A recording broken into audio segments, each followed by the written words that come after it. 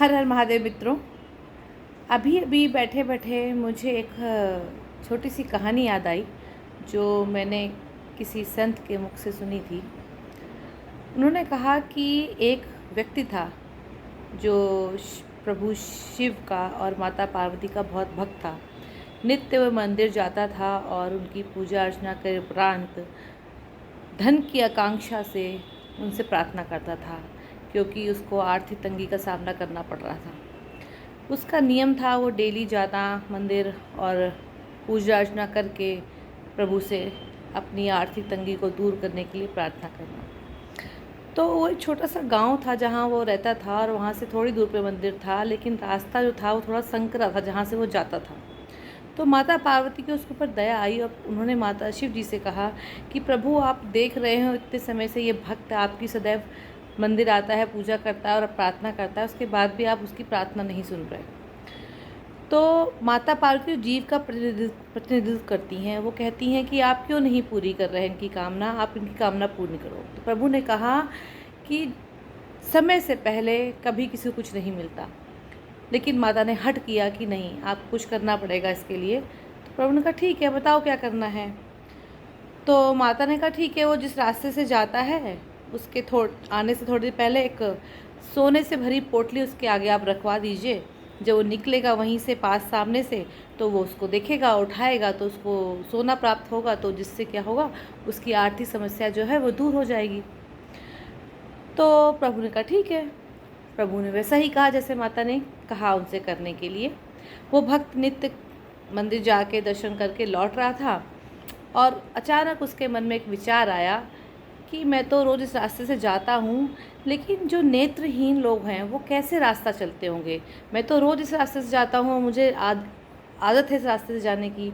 जो नेत्रहीन है वो कैसे चलते होंगे। तो उसने क्या किया, उसने अपनी आँख बंद कर ली और कहा देखते हैं आज नेत्रहीन कैसे चलते होंगे। और आँख बंद करके वो उस पोटली से साइड से निकल कर चला गया और वो आगे, पोटली पीछे रह गई, वो आगे निकल गया, अपने घर पहुंच गया। तो माता ने शिव जी से कहा कि ये निश्चित आपकी ही कोई लीला है। तो शिव जी ने कहा कि अरे भाई, मेरा इसमें कोई हाथ नहीं है। मैंने आपसे पहले ही कहा था कि वक्त से पहले किसी को कुछ नहीं मिलता। तो इस कहानी का तात्पर्य क्या है, इस कहानी में क्या बताया जा रहा है? इस कहानी में ये बताया जा रहा है वही जो गीता में कहा गया है कि सिर्फ कर्म आपके हाथ में है और फल नहीं।